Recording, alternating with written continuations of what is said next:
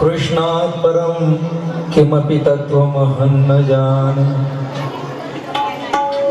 नारायणं निराकारं नरवीरं नरोत्तमं नृसिंहनागनाथं च तं वन्दे नरकान्तकम्।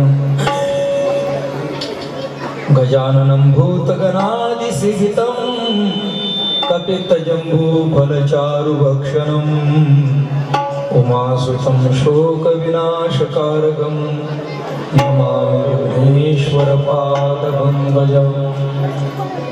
नमस्ते शारदे देवी सरस्वती मतिप्रदे वसत्वं मम जिह्वाग्रे सर्वविद्यां प्रदाय।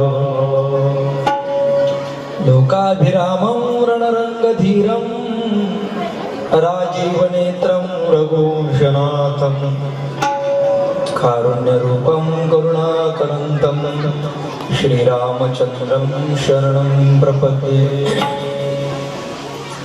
अतुलितबलधामं हेमशैलावदेहं धनुजवनकृशानुज्ञानिनाम् अग्रगण्यं सकलगुणनिधानं वानराणामधीशं रघुपतिप्रियभक्तं वातजातं नमामि। ॐ मृत्युञ्जयाय रुद्राय नीलकण्ठाय शम्भवे अमृतेशाय शर्वाय महादेवाय ते नमः। सर्वमङ्गलमाङ्गल्ये शिवे सर्वार्थसाधिके शरण्ये त्र्यम्बके गौरी नारायणी नमोस्तुते। ॐ नीलाञ्जनं समाभासं रविपुत्रं यमाग्रजं छायामार्तण्डसम्भुतं तन्नमामि शनैश्वरम्। या देवी सर्वभूतेषु शक्तिरूपेण संस्थिता नमस्तस्यै नमस्तस्यै नमस्तस्यै नमो नमः। या देवी सर्वभूतेषु मातृरूपेण संस्थिता नमस्तस्यै नमस्तस्यै नमस्तस्यै नमो नमः। हरि ओम श्री परमात्मने नमः। श्री गणेशाय नमः। श्री सरस्वत्यै नमः। श्री गुरुभ्यो नमः। अथ पंचमस्कन्धः अथ तृतीयोऽध्यायः।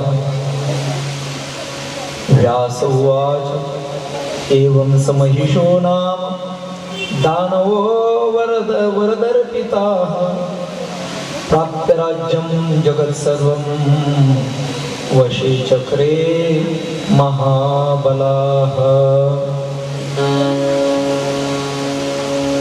परम मंगलमय परम पावन परात्पर अखिलेश्वरी राजराजेश्वरी आई भगवती दुर्गा मातेची वाङ्मयीन मूर्ती, कात्यायनी मातेची वाङ्मयीन मूर्ती, गायत्री मातेची किंबहुना गौ मातेची वाङ्मयीन मूर्ती, श्रीमद देवी भागवत कथा महात्म्य आपण या ठिकाणी पाहतोय। आज आपल्याला या ठिकाणी जे चिंतन करायचं त्या चिंतनाचा भाग असा आहे की पूर्व परंपरा आपण पाहतो आहे, धर्म आणि अधर्म यांच्यामध्ये नेहमी संघर्ष चालू असतो। शेवटी मात्र विजय हा धर्माचाच असतो। येतो धर्मा ततो जया असं वर्णन केलेलं आहे। श्रीमद भगवद्गीतेमध्ये सुद्धा वर्णन करत असताना यत्र योगेश्वर कृष्ण यत्र पार्थो धनुर्धरः तत्र श्रीर्विजयो भूतिर् ध्रुवा नीतिर्मतिर्मम। सज्जनो यत्र योगेश्वरः कृष्णः यत्र पार्थः धनुर्धरः। कृष्ण परमात्मा हे जे आहेत ना, हेच मुळात धर्मस्वरूप आहे. धर्माची तो मूर्ती, धर्माची तो मूर्ती,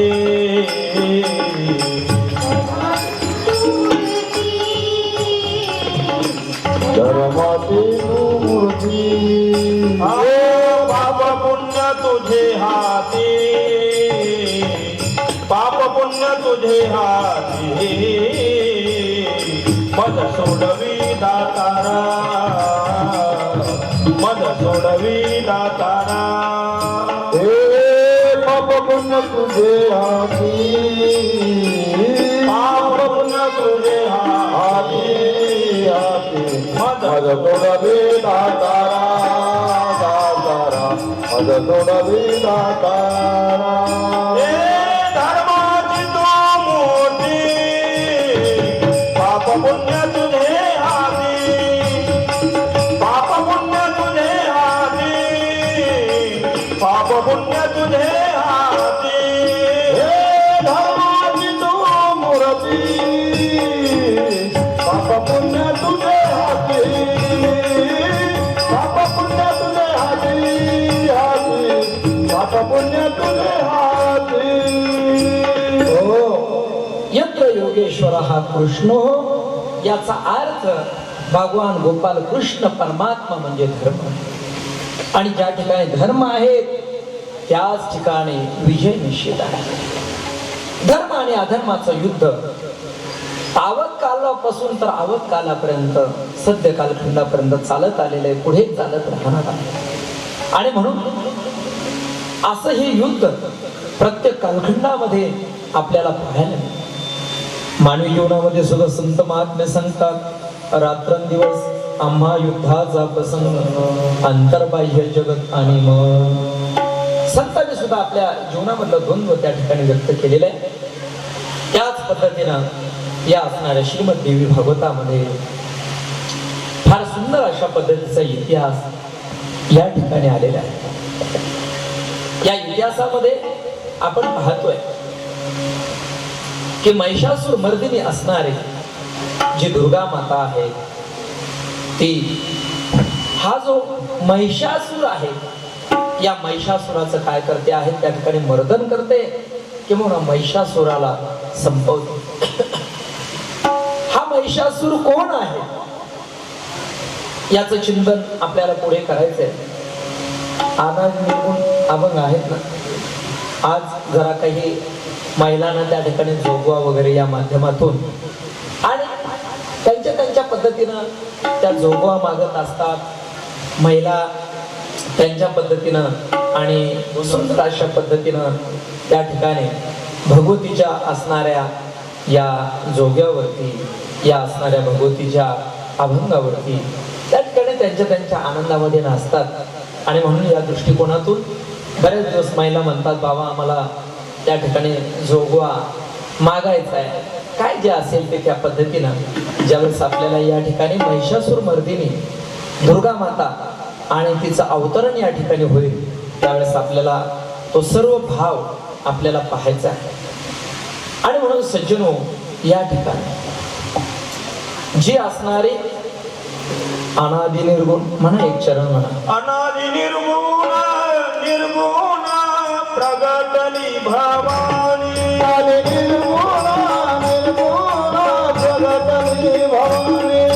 महिषासुर महिषासुर मर्दना लागोनी, महिषासुर महिषासुर मर्दन लागोनी. त्रिविध तापाची तापाची करावया धाडणी, तापाची तापाची करवया धारणी. भक्तालागी तू पावची निर्वाणी, भक्तालागी तू पावची निर्वाणी. आईचा दोगवा दोगवा मागे, आईचा दोगवा दोगवा मागे, आईला दोगवा दोगवा मागे, आईचा दोगवा दोगवा मागे. हो, कोणती निर्गुण अशा पद्धतीची भवानी या ठिकाणी प्रगटली. अनादि निर्गुण प्रगटली भवानी कशासाठी बरं? मोहरूपी महिषासुराचं मर्दन करण्यासाठी. सज्जनो, हा जो महिषासुर आहे हा बाहेरच अवतरित होतो असं नाही. आपल्या प्रत्येकाच्या अंतःकरणामध्ये हा मोहरूपी महिषासुर याचं प्रगटीकरण झालं. या मोहामध्ये तुम्ही आम्ही या ठिकाणी व्याप्त आहोत. याचंच निराकरण करण्यासाठी गीता सांगितली गेली. गीतेमध्ये अर्जुन सांगतात, देवा नष्टो मोह स्मृती लब्धा तत्प्रसादान मयाच्युत स्थितोस्मी गत संदेहात करिष्ये वचनम तम. जसं भक्तराज अर्जुनांनी त्या ठिकाणी सांगितलं की देवा माझा संपूर्ण मोह नष्ट झाला. सज्जनो, आज तुम्ही आम्ही या ठिकाणी सर्व मोहरूपी मदाने अंधकाराने आपण आपलं जीवन ग्रस्त झालेले व्यापलेलं आहे. मोहरूपी महिषासूर आपल्यावरती आक्रमण करतो. पण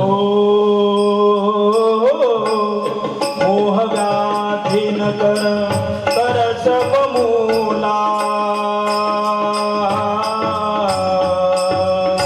तातई उपजई पुनि भव शूला.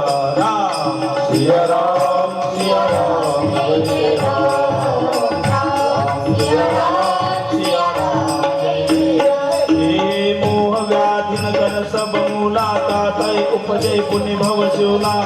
मोह व्याधी न कर सब मूला तातई उपजई पुनि भव शूला. राम सिया राम राम सिया राम सिया राम जय राम. काय प्रमाण दिलं महाराज? मोह व्याधी न कर मोह व्याधी न कर सब मूला तातई उपजई पुनि भव शूला. मोह व्याधी कर सब मूला कर सब मूला तातई उपजई पुनि भव शूला. तातई उपजे पुणे भवशूला. या ठिकाणी मोह व्याधी या सर्व आपल्याला पीडा करणारे आहेत. त्या ठिकाणी मोह मूल बहुशूल प्रद त्यागव तुम अभिमान. सुंदर कांडामध्ये हा विषय हा मी जो सांगितला तो मोह मूल बहुशूल प्रद त्यागव तुम अभिमान. विभीषणी आपल्या भावाला अर्थात रावणाला रामायणामध्ये सुंदर कांडामध्ये सुद्धा हा विषय त्याच अर्थाचा त्या ठिकाणी आलेला आहे. मोहमूल हा बहु शूलप्रद आहे. मला वाटतं 5 वर्षाच्या कथेचा परिणाम असा झालेला आहे की मी पूर्ण अशी त्या ठिकाणी म्हणजे असा आरोप करणार नाही की सर्वांचा मोह गेला, पण आमच्या रुईकरांच्या जीवनामधील किमान 50% मोह या 5 वर्षाच्या कथेमध्ये गेल्यासारखं मला दिसतो. तुम्ही म्हणाल कशावर? एवढं मोठं मंदिर त्या ठिकाणी उभारले जातात, एवढं सुंदर अन्नछत्र या ठिकाणी त्या सप्ताहाच्या निमित्ताने असेल. आमच्याकडे कार्यक्रम काही कमी नाही. साधे अण्णा महाराज नर्मदा परिक्रमा करून आले तरी 1 लाख रुपये रुईकरांनी खर्च केले. मी सुद्धा परिक्रमेवरून आलो त्यावेळेस सुद्धा 1 लाख रुपयाचा खर्च रुईकरांनी या ठिकाणी केला. आपल्या प्रत्येक असणारा तुळशी विवाहाला 1 लाख रुपयाचा खर्च. सज्जनो, हे मोहामधून बाहेर पडण्याचं त्या ठिकाणी लक्षण आहे. कारण का मोह जो आहे ना, तो मोह आपल्याकडे असणारा जो पैसा आहे तो सुटत नाही त्या ठिकाणी. महाराजांनी माऊलीने सांगितलं, काही लोक मक्खी ज्यूस असतात, वैद्य बाबा सांगायचे, तुपामध्ये माशी पडली तरी ती उचलायची, अशी चोखायची आणि मग टाकायची, नाही असे मक्खी ज्यूस लोक असतात. एक म्हातारा फारच चिकट होतं त्या ठिकाणी. पंढरपूरच्या वारीला गेलं ते आणि गेल्यानंतर पांडुरंगाच्या समोर जायचं होतं आणि पांडुरंगाच्या समोर जायचं होतं. म्हाताऱ्याने किती दिवसापासून पैसे असे चांगले लॉक मध्ये ठेवलेले होते, आतमध्ये पेटीमध्ये. जाताना त्याने विचार केला, पंढरपूरला गेल्यानंतर मला आता हा चांदीचा 1 रुपया पांडुरंगाच्या पेटीमध्ये टाकायचा. जुना म्हातारा म्हातारा पंढरपूरला गेलं आणि गेल्यानंतर त्या ठिकाणी असा घट्ट धरला तो रुपया, घट्ट धरला आणि घट्ट धरल्याच्या नंतर पांडुरंगाच्या समोर चाललं, टाकायचा होता पेटीमध्ये, थरथर थरथर कापत होतो हा रुपया पांडुरंगाच्या, पण टाकायचा टाकायचा टाकायचा तिथपर्यंत गेला आणि गेल्यानंतर त्याने मूठ उघडली, त्या रुपयाकडे पाहिलं. आता उन्हाळ्याचे दिवस, हाताला घाम आल्यामुळं तो रुपया ओला झाला. तो म्हटला, का रे रुपया, तुला माझ्याकडून जाताना फार दुःख होत आहे नाही, तू रडायला लागला, काही काळजी करू नको, काही जाऊ नको, पुन्हा खिशामध्ये घाल नाही. कृपा कंजूस लोक त्या ठिकाणी असतात. चला कृपाणांच्या कथा सांगायला मला वेळ, पण हा सर्व मोहाचा परिणाम. आज या ठिकाणी आपण जर पाहिलं तर रुईकरांनी हा मोह सोडला आणि म्हणून मला वाटतं हे व्यासपीठ किती हजाराचं आहे, किती हजाराचं व्यासपीठ आहे, 25,000 रुपयाचं व्यासपीठ. मला वाटतं या ठिकाणी आपल्या ग्रामस्थ मंडळीने या मूर्ती प्राण प्रतिष्ठेच्या निमित्ताने या ठिकाणी आपल्या आश्रमासाठी समर्पित केलं. मला वाटतं हे मोह जाण्याचंच लक्षण आहे त्या ठिकाणी. नाही तर बऱ्याच ठिकाणी लोक सप्ताहातले पैसे उरवतात आणि उरवल्याच्या नंतर व्याजाने देतात आणि त्याच्यावरून भांगडी लोक करतात. नाही, मला वाटतं आज हे 25,000 रुपयाचं व्यासपीठ मी सुद्धा आमच्या गुरुवारी बाबांसाठी त्या ठिकाणी क्वाट तयार करून आणला. त्याची मजुरी 12-13 हजार रुपयाची होती, पण आपले आरडी दादा, त्याच्यानंतर तो शर्मा यांनी मनाचं मोठेपण त्या ठिकाणी केलं आणि 7,500 रुपये मजुरीमध्ये तो क्वाट आपल्याला त्यांनी दिला. ते शर्माजी मला म्हटले, बाबा हा क्वाट तुम्ही मुंबईमध्ये न्या, मुंबईमध्ये जर 50,000च्या खाली जर याची किंमत जर असेल ना म्हटले त्या ठिकाणी, तर मी हा धंदा सोडून देईल त्या ठिकाणी. बघा, करावं लागतं या सर्व प्रकारच्या गोष्टी. आज रुईकरांचं या ठिकाणी मी कौतुक करतो की खऱ्या अर्थाने तुम्ही अंतकरणाने फार उदार आहात. आता मगाशी या ठिकाणी जगन्नाथ दादांच्या मातोश्री या ठिकाणी म्हातारी आली, याचा अर्थ म्हातारीला माझं बोलणं ऐकायला जातं नाही, ऐकायला जातं. वय भरपूर झालेलं आहे, पण अजून म्हातारी मला ओळखते बरं का, चांगल्या पद्धतीने ओळखते. दादाच्या घरी मी पूर्वी जेवणासाठी त्या ठिकाणी जायचो. म्हातारी आली. सज्जनो, खऱ्या अर्थाने अभिवादनशीलस्य नित्यवृद्धोपसी विनाः चत्वारि तस्य वर्धन्ते आयुर्विद्या यशो बलम. या ठिकाणी ज्येष्ठ श्रेष्ठ जे आहेत त्यांना वंदना जर केली, आयुष्य, विद्या, यश आणि बल जीवनात वाढत असतं. मला वाटतं आमच्या जीवनामध्ये आयुष्य, आमच्या जीवनामध्ये थोडीफार काही जी विद्या असेल, आम्हाला कोणत्या कार्यामध्ये यश असेल आणि या ठिकाणी बल असेल, तर मला वाटतं अशा ज्या वृद्ध माता जी आहेत यांची शक्ती, यांचा आशीर्वाद आमच्या पाठीमागे आहेत आणि म्हणून आम्ही आज जे काही आहोत ते त्यांच्यामुळे. सज्जनो, म्हातारी म्हटली, बाबा मी ऐकलं तुम्ही म्हणता का रुई सोडून जायचं. बाबा जाऊ नका, आता कानात सांगितलं म्हातारी, रुई सोडून कधी जाऊ नका. सज्जनो, एवढं प्रेम हे कुठेही मिळत नाही त्या ठिकाणी, कुठेही मिळत नाही.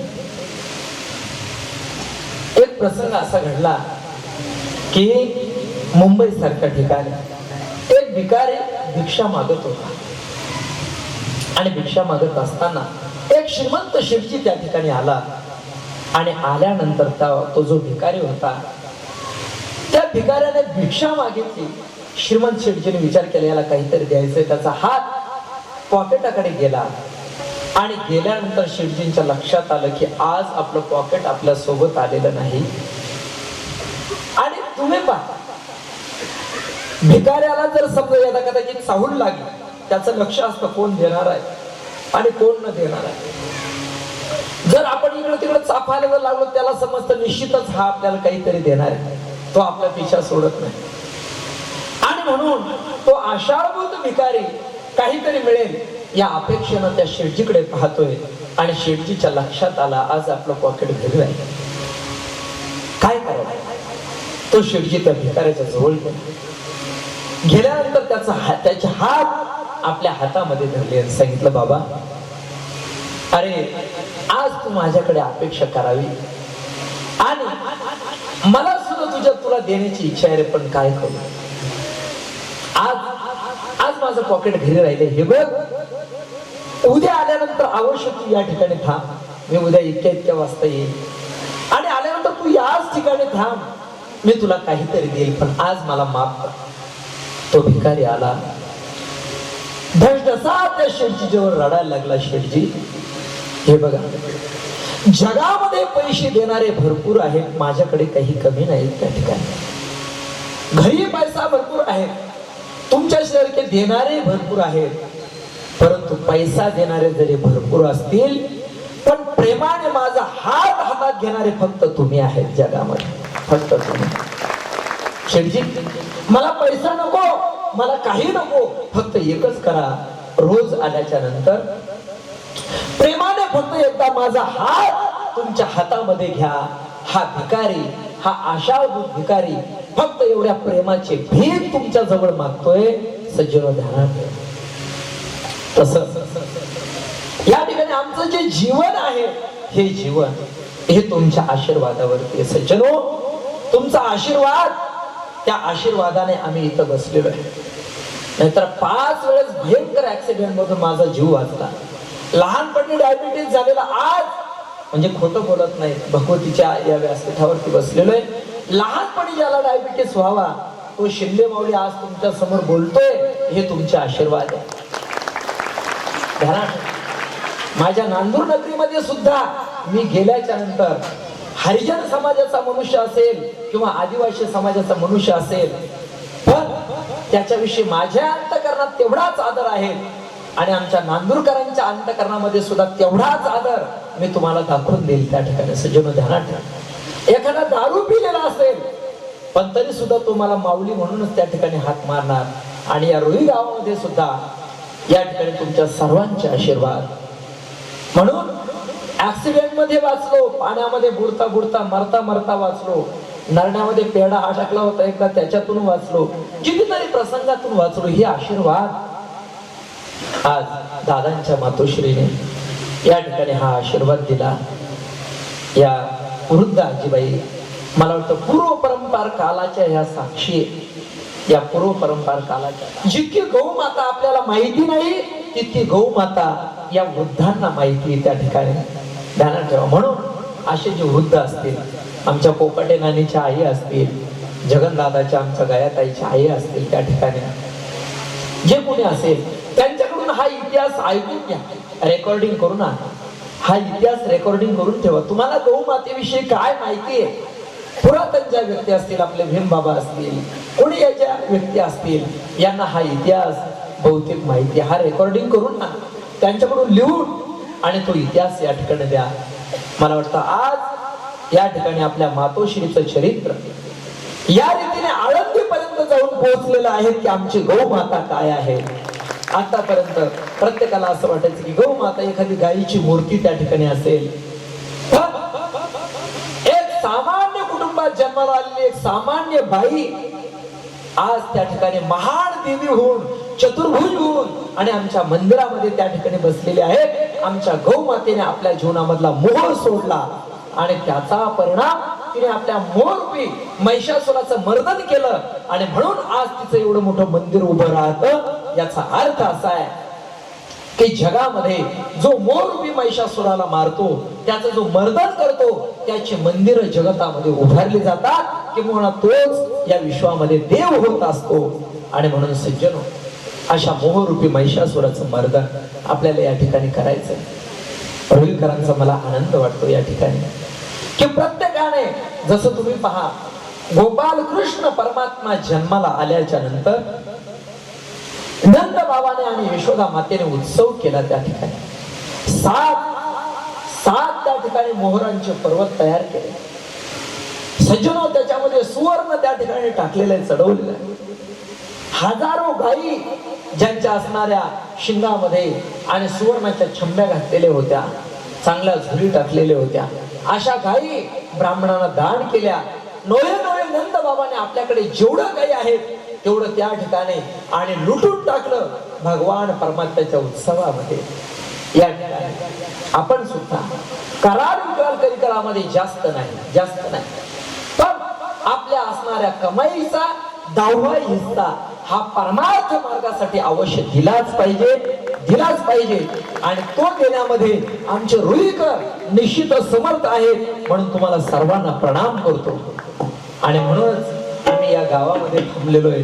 याला कारण एकच आहे, नाही तर एकट्या पोटापुरतं काय लागतं. तुम्हाला खरं सांगतो, आज जर उत्तर प्रदेशामध्ये जर असतो ना तर 100 असे सेवक मागे पुढे फिरले असते. एवढा मोठा महामंडलेश्वर मी जीवनामध्ये झालो असतो. त्या ठिकाणी एवढी ताकद होती, एवढी बुद्धिमत्ता होती. आजही एखाद्या विषयावरती PhD करू शकतो, पण याला काही त्या ठिकाणी तथ्य नाही. तुमचं जे प्रेम आहे त्याच्यावर हजारो PhD जरी ओळून टाकल्या तरी तुमच्या प्रेमाची बरोबरी महामंडलेश्वर करू शकत नाही. जितका भाग्यवान मी आहे तितका भाग्यवान या जगामध्ये दुसरा कोणीच नाही असं मला या ठिकाणी वाटतं. तुम्हाला लागला धन्यवाद. प्रेम सुख दे वाव. प्रेम सुख दे प्रेम सुख दे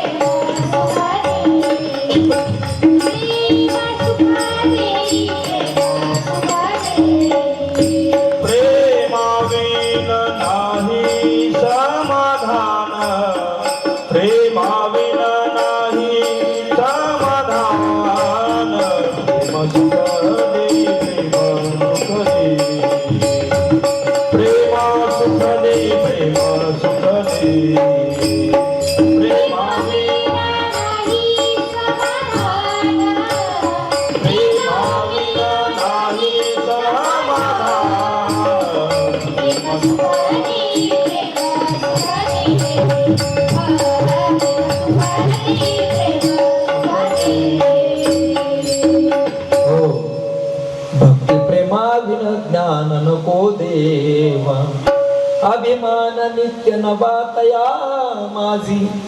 प्रेम सुख देई प्रेम सुख दे, प्रेमाविन नाही समाधान. रांडवेने जीवी शृंगारूपई केला, प्रेमाविन झाला ज्ञानी तैसा. एका जनार्दनी प्रेम अति गोड, अनुभवी सुरवाड जाणतील. प्रेम सुख दी प्रेम सुख दी. सज्जन, मनुष्य हा प्रेमावरती जगत असतो आणि म्हणून हे प्रेम ज्या ठिकाणी आहे ते प्रेम सुद्धा ज्या अंतःकरणामधून मोह गेला त्याच ठिकाणी ती निर्माण होत असते. ज्या अंतःकरणामधून विकार निघून गेले, त्रिविध ताप त्या ठिकाणी निघून गेले, त्याच अंतःकरणात त्याची निर्मिती होत असते. आणि म्हणून ही अतिशय पुण्य पावन नगरी आहे. याच्यामध्ये आपण मोहरूपी महिषासुराच्या मर्दनाकडे काही पावलं आपली टाकलेली आहेत. सर्वांना या ठिकाणी धन्यवाद देतो. या ठिकाणी भगवतीसाठी कोणी चांदीचे ताटं देत आहेत, भगवतीसाठी कोणी चांदीचे त्या ठिकाणी ग्लास देत आहेत, कोणी भगवतीसाठी चांदीच्या त्या ठिकाणी वाट्या देत आहेत. काय सज्जन, या ठिकाणी प्रेम आहे रुईकरांचं. कोणी काय दिलं. दुपारी सुद्धा एक मुलगा आपला त्या ठिकाणचा आला. तो म्हटलं, बाबा माझ्याकडे जास्त नाही पण माझ्या मुलीच्या नावाने मला त्या ठिकाणी 500 रुपयाचं दान या भगवतीच्या. आणि त्या ठिकाणी आपल्याला पुढे भगवतीच्या समोर चांदीच्या चरण पादुका सुद्धा बनवायच्या. चांदीच्या चरण पादुका सुद्धा आपण बनवतोय, धीरे धीरे बनवायच्या. मी सांगणार नाही, तुम्ही भरपूर या ठिकाणी दिलेलं आहे, दान दिलेलं आहे, काही अपेक्षा राहिली नाही, भरभरून या ठिकाणी तुम्ही केलेलं आहे. सर्व एकच वर्ष आपल्याला करायचं असं काही नाही, पण आपल्याला प्रयत्न त्या ठिकाणी करायचा. मी सुद्धा त्या ठिकाणी जे काही आहे त्या पद्धतीनं काही गोष्टी त्या ठिकाणी बोलून गेलेलो होतो. त्या माध्यमातून काही करण्याचा आपल्याला प्रयत्न त्या ठिकाणी करायचा. या सप्ताहासाठी 1.25 लाख रुपयाची देणगी मी त्या ठिकाणी जाहीर केलेली होती. त्या पद्धतीनं त्याच्यामधून सुद्धा आपण काही त्या ठिकाणी मातेच्या चांदीच्या पादुका करण्याचा त्या ठिकाणी प्रयत्न करूया. असो, या ठिकाणी सप्ताहासाठी भरभरून देणगी आलेली आहे. भाऊ वगैरे सर्व मंडळीने मला या ठिकाणी सांगितलं की काही हरकत नाही, हे सर्व मी 5,000 रुपये त्या मंदिराला देऊ केलेले होते. आमचे चिंदा भाऊ म्हटले, माऊली आम्ही घेणार नाही तुमच्याकडून. अहो म्हटलं, पण मला द्यायचे. ते म्हटले, आम्ही घेणार नाही. का? आमचं कार्य सर्व कुशल झालं, त्या ठिकाणी सगळं व्यवस्थित त्या ठिकाणी झालं. मी आताच काल परवा त्यांना बोललो, कदाचित असतील ते या ठिकाणी. सगळं ध्यानात ठेवा, आपल्याला या सर्व प्रकारच्या गोष्टी धीरे धीरे त्या ठिकाणी बनवायच्या आहे, करायच्या, सर्व प्रकारच्या गोष्टी करायच्या आहे. म्हणून मातोश्रीच्या आणि त्या चांदीच्या पादुका बनवण्यासाठी दुपारी ते आपले गाडीवाले तिकडचे त्या बाजूचे काय नव्हतं, पलीकडची ती गाडी बघा ती म्हटले असे त्या आहेत बघा पलीकडचे, त्यांचे चिरंजीव त्या ठिकाणी तास्कर आहेत, ते त्यांचे चिरंजीव आले आणि त्यांनी 500 रुपये भगवतीच्या चरण पादुकांच्या चांदीसाठी त्या ठिकाणी दिले. आमच्या सुभाष बाबांनी लोकांना वेळेमध्ये आरती व्हावी, वेळ कळावी म्हणून आपल्या भगवतीच्या मंदिरासाठी 1 घड्याळ आणि आपल्या आश्रमासाठी 1 घड्याळ अशी चांगली मोठी 2 घड्याळ त्या ठिकाणी आणून दिली. सज्जन करतात सर्व मंडळी. आपल्या असणाऱ्या यज्ञाच्या सर्व विटा 5000 विटांचं योगदान त्यांनी त्यांच्या परिस्थितीच्या मानाने त्या ठिकाणी केलं. आमचे रामा भाऊ असतील, भावड्या भाऊ असतील, सज्जन हे कौतुक आहे. हा कौतुकाचा विषय त्या ठिकाणी प्रत्येकाने आपलं अंतकरण त्या ठिकाणी खुलं केलेलं आहे. फक्त माझ्या समोर जो विषय आज आला तो मी तुमच्या समोर मांडलेला आहे. असो, मोहरूपी महिषासुराचं मर्दन करण्यामध्ये तुम्ही त्या ठिकाणी सफल होताय, तुम्हाला धन्यवाद देतो. हा मोहरूपी महिषासूर काय करतो आहे, पात्र तयार करणाऱ्यांनी त्या ठिकाणी सावध राहायचं आहे. आपण या ठिकाणी सुरुवातीपासूनच आज या मोहरूपी महिषासुराचं मर्दन करत असताना आपल्याला या पात्र रूपाने आमचे तनपुरे बाबा हे सुंदर पद्धतीने या ठिकाणी छबींचं दर्शन करून देणार आहे. आणि म्हणून या दृष्टिकोनातून त्यांच्याकडे या छबी तयार झाल्या असतील किंवा नसतील, आज त्यांना थोडासा उशीर झालेला आहे, पण या ठिकाणी महिषासूर वगैरे सर्व आणि आपल्याला काय करायचे, तयारीत मध्ये ठेवायचे. आपण हा जो तृतीय स्कंद आहे या तृतीय स्कंदामध्ये प्रवेश करतोय. काल आपण पाहिलेला आहे रंभ आणि करंब, यापैकी करंब जो आहे त्याला इंद्रत्व पाण्यामध्ये त्या ठिकाणी संपवतोय. ते पाहिल्याच्या नंतर रंभाचा राग अनावर होतो. रंभाने आपल्या हाताने आपलं शिर, आपले केस त्या ठिकाणी पकडले, एका हातामध्ये त्या ठिकाणी तलवार घेतली आणि आपली मान उडवणार तेवढ्यात अग्निदेव प्रकट होतात. हे मूर्खा, अरे काय करतोस, आत्महत्या करणं महान पातक आहे, म्हणून असं करू नकोस, काय तुला वरदान पाहिजे मागून घे. आणि त्यावेळेस त्याने सांगितलं की मला अशा पुत्राची प्राप्ती हवी आहे की जो सर्वत्र सर्व विजयी होईल, ज्याची महान ख्याती होईल, असा पुत्र मला त्या ठिकाणी पाहिजे. इंद्रदेव त्या अग्निदेव तथास्तु म्हणतात. आणि त्याच वेळेस त्या ठिकाणी हा जो रंभ आहे तर त्याची दृष्टी यक्ष लोकामधील एका म्हशीवरती त्या ठिकाणी जाते. त्या म्हशीशी तो समागम त्या ठिकाणी करतो. म्हैस सुद्धा त्याला तितकाच प्रतिसाद त्या ठिकाणी देते. पुढे एक मदोन्मत्त झालेला रेडा त्या महिषीच्या पाठीमागे त्या ठिकाणी लागतो आणि लागल्याच्या नंतर तो रंभ जो आहे तिचा प्रतिकार करण्याचा प्रयत्न करतो. आणि तो जो रेडा आहे तो रेडा आपल्या शिंगाच्या धडकेने रंभाला त्या ठिकाणी संपवतो. पुढे त्या म्हशीचा पाठलाग करतो. यक्षांची आणि ओळखीची ती म्हैस असल्यामुळे, रंभाची ती पत्नी असल्यामुळे ते जे यक्ष आहेत ते त्या ठिकाणी त्या रेड्याला संपवतात. ती महिषी आपल्या पतीच्या प्रित्यर्थ सती जाण्यासाठी निघते. तेवढ्यामध्ये यक्ष तिला प्रतिबंध करतात, पण ती ऐकत नाही आणि तेवढ्यामध्ये महिषासुराचा जन्म होतो. असा इतिहास आपण काल पाहिलेला आहे. आता तृतीय अध्यायाचा प्रारंभ या ठिकाणी होतोय. आहे का, तयारी आहेत का? व्यासांनी कथा चालू केली. हे राजा, या असणाऱ्या महिषासुराने जन्म झाल्याच्या नंतर त्या चितेमधून त्याचा जन्म होतोय आणि जन्म झाल्याच्या नंतर हा रंभ रक्तबीज नावाच्या राक्षसाच्या रूपाने प्रगट होतो.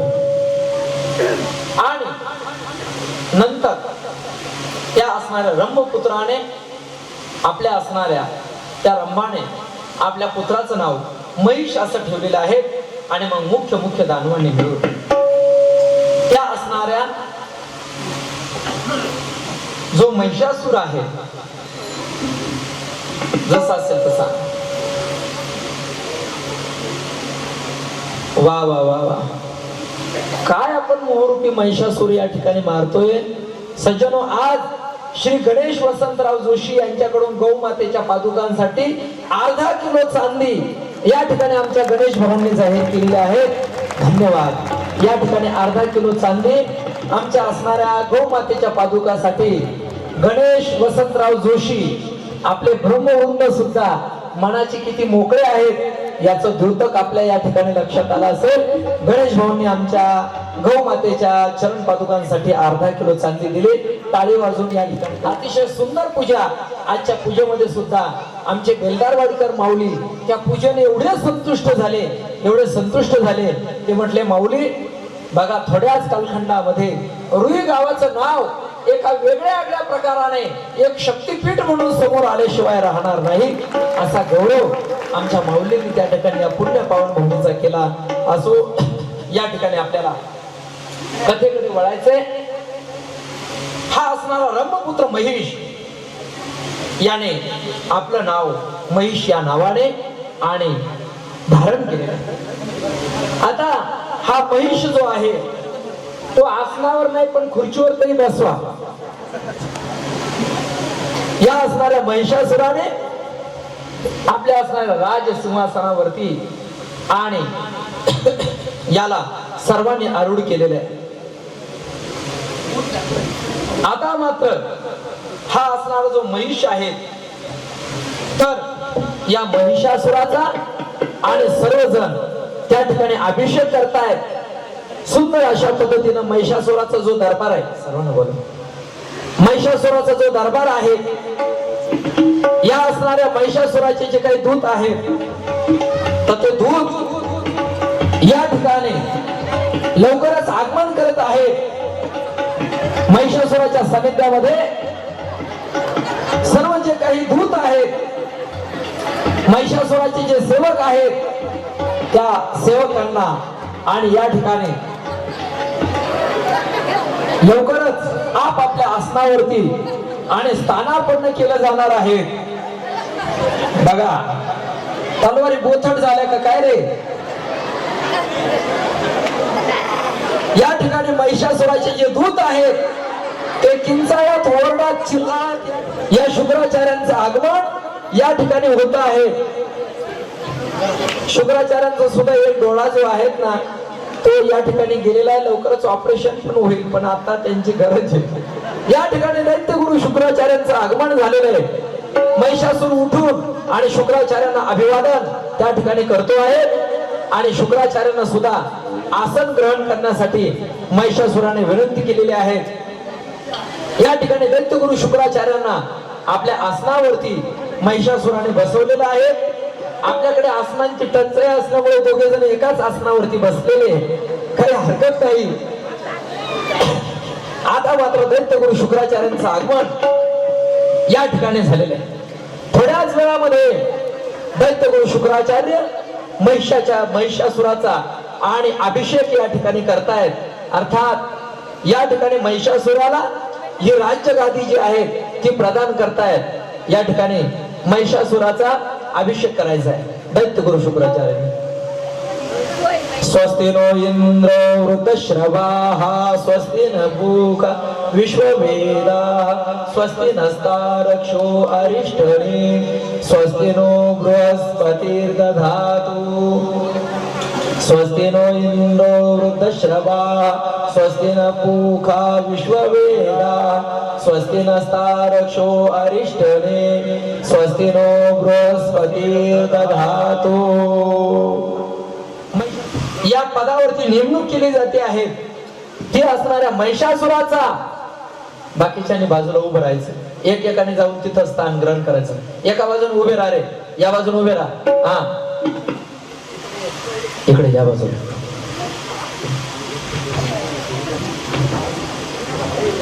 या ठिकाणी प्रथमतः महिषासुराचा असणारा मुख्य सेनापती ज्याचं नाव चुक्षुर आहे, हा चुक्षुर या ठिकाणी दैत्यगुरु शुक्राचार्याने त्याला सेनापती पदावरती आरूढ केलेला आहे.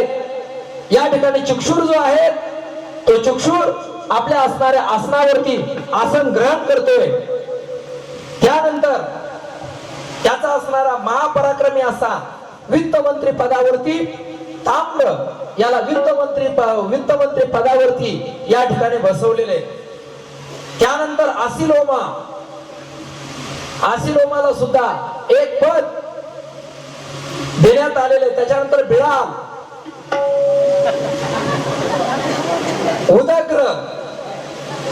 उदग्र, बाष्कल, त्रिनेत्र, कालबंध, चंडमुंड या ठिकाणी या असणाऱ्या महिषासुराचा महापराक्रम आणि महापराक्रमी असे सर्व वीर योद्धे या ठिकाणी आणि स्थान ग्रहण त्यांनी केलेले आहे. या महिषासुराने उरलेल्या सर्व राजांना मांडलिक बनवलेले आहे. ब्राह्मणांच्या सर्व यज्ञामधील हरिभाग तो स्वीकारायला लागलेला आहे.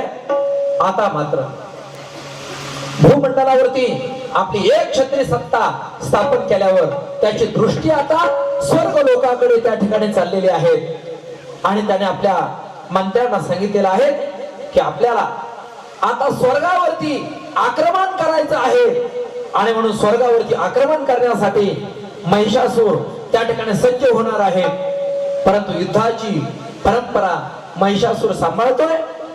महिषासुराने स्थान ग्रहण केलेले आहे आणि सर्व मंत्री आपापल्या जागेवरती त्या ठिकाणी बसलेले.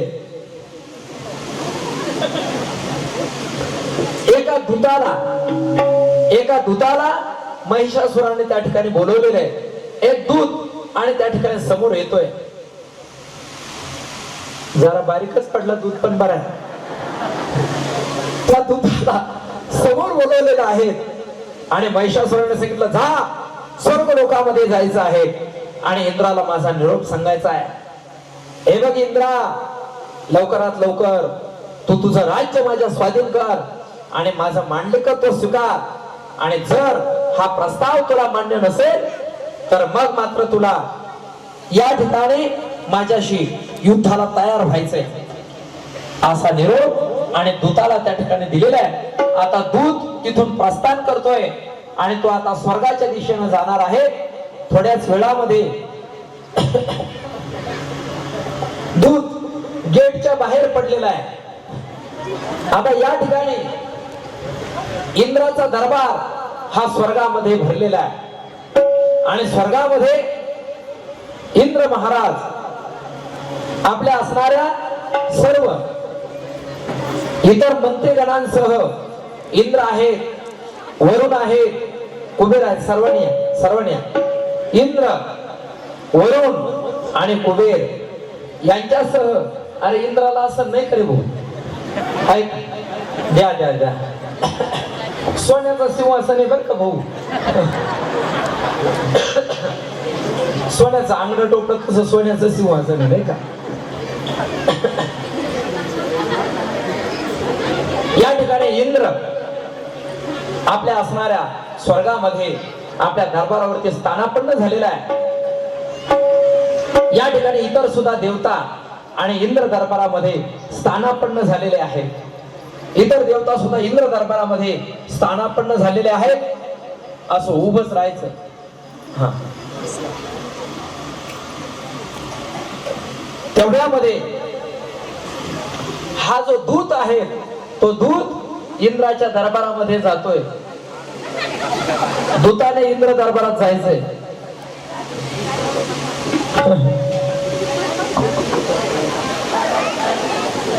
सर्वांनी आसन ग्रहण करायचंय. बाकीच्याने आसन ग्रहण करायचं. हा दूत इंद्र दरबारामध्ये आलेला आहे. आल्याच्या नंतर दूत इंद्राला त्या ठिकाणी सांगतोय की आमच्या राजाने अर्थात महिषासुराने एक निरोप माझ्याजवळ पाठवलेला आहे आणि तो सर्व निरोप या ठिकाणी तो दूत इंद्राला सांगतोय. तो निरोप त्या ठिकाणी ऐकला आणि ऐकल्याच्या नंतर इंद्र त्या ठिकाणी हसतोय आणि तो म्हणतो अरे अजान दूता, तू मदामुळे गर्विष्ठ होऊन मला ओळखत नाहीस म्हणून तुझ्या त्या राजाला महिषासुराला आता लवकरच मी त्याच्यावरती जालिम औषध देणार आहे. त्याला जाऊन सांग की जर लढाईची एवढी खुमखुमी असेल तर लवकर वेळ न दवडता या ठिकाणी येऊन माझ्याशी युद्ध कर. आणि तो गवत खाऊ असा निर्बुद्ध रेड्याची ताकद मी चांगला ओळखून आहे. त्याच्या शिंगावरती मी बाणांचं आसन त्या ठिकाणी बनवीन. आणि त्याला दुसरं काय करते, शिंगे उगारणे सोडून त्याला दुसरं काय माहिती आहे? अरे नेच रेड्या, तुला फक्त शिंगेच उगारता येतात, युद्ध कसं असतं ते तुला माहीतच नाही. आणि म्हणून ज्या शिंगांचा तुला गर्व आहे ती दोन्ही शिंगे उपटून आणि तुझ्या गर्वाचं मुळच मी नष्ट करून सैन्यात टाकेन. अशा पद्धतीने निरोप दिला आणि तो दूत पुन्हा परत माघारी निघालेला आहे. आता तो दूत महिषासुराकडे येतोय. भूताने महिषासुराला आपला जसा निरोप आहे तसाच निरोप त्या ठिकाणी सांगितला. आणि सांगितल्यानंतर आता मात्र त्या दूताचं सूचकार्थ अशा पद्धतीचं बोलणं त्या शाकाहारी दानवराज महिषासुराने ऐकलं आणि रागाने त्याचे डोळे लाल बुंद झालेले आहेत. त्याने आपली शेपटी उगारलेली आहे. इकडे इकडे इकडे बाकी हा ह्या बाजूला समोर समोर समोर समोर यायचं. त्या महिषासुराने ते बोलणं ऐकलं आणि ऐकल्यानंतर त्याने आपली शेपटी उगारली, वर तगडी करून लघवी केली. असंच वर्णन इथं आलेलं आहे बरं का. आणि आता त्याने भयंकर अशा पद्धतीची गर्जना त्या ठिकाणी केलेली आहे. आणि सर्व राक्षस प्रमुखांना त्याने हाक दिली. खजरांगासारखे लाल बुंद डोळ्याने तो म्हणला, हे दानववीरांनो, आता आपल्याला इंद्राशी युद्ध करायचंय. माझ्याहून पराक्रमी या जगामध्ये असं कोण आहे? अरे असल्या कोट्यावधी इंद्रांना मी घाबरत नाही. आज आपण त्याला मारल्याशिवाय सोडणार नाही. माझ्यासमोर प्रत्यक्षात रुद्र जरी उभा राहिला तरी सुद्धा तो आता माझी बरोबरी करू शकणार नाही. आणि विष्णूची काय त्या ठिकाणी बरोबर आहेत. मी आता जाऊन इंद्र, वरुण, यम, कुबेर, अग्नी, चंद्र आणि सूर्य यांचा पराभव करून तो स्वर्गच त्या ठिकाणी पादाक्रांत करतो. तुम्ही लवकरात लवकर जाऊन पाताळ लोकांमधून, डोंगराळ भागामधून जेवढे दानव असतील त्यांना सर्वांना एकत्रित करा. आपण सर्व मिळून आणि त्या असणाऱ्या इंद्राचा पाडाव करू. त्यानंतर आपण गळामध्ये स्वर्गाच्या सिंहासनावरती बसल्यानंतर सुवासिक माळा घालायची आहे. अप्सरांबरोबर नंदनवनामध्ये आनंद करू.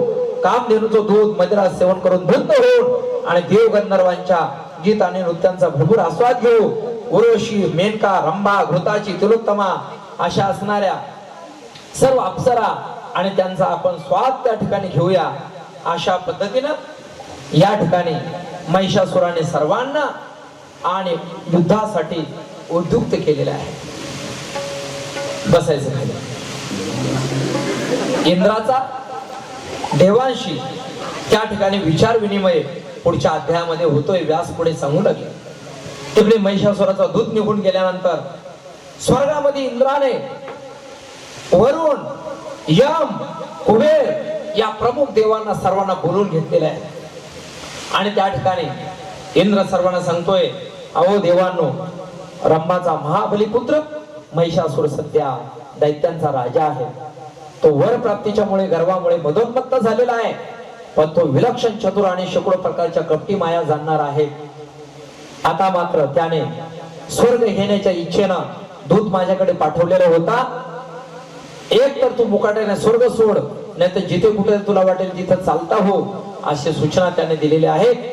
आता आपण पुढचा कोणता पवित्रा घ्यायचा याचा विचार विनिमय करण्यासाठी ते बसून आणि त्याचा विचार विनिमय करतायत. सर्व आपापल्या आसनावरती बसतायत. सर्व आपल्या आसनावरती बसतायत. आणि त्यावेळेस इंद्र सर्वांना, आता इथं उलट झालं, महाविष्णू आणि शंकर उभे आणि इंद्र बसलेले, पण आपल्याकडे आसनांची कमतरता आहे. इथं भगवान शंकर आणि बाकीच्याने बसायचं, तुम्ही बाकीचे उभे राहा. म्हणजे हा म्हणजे ते बरोबर वाटतं नाही का?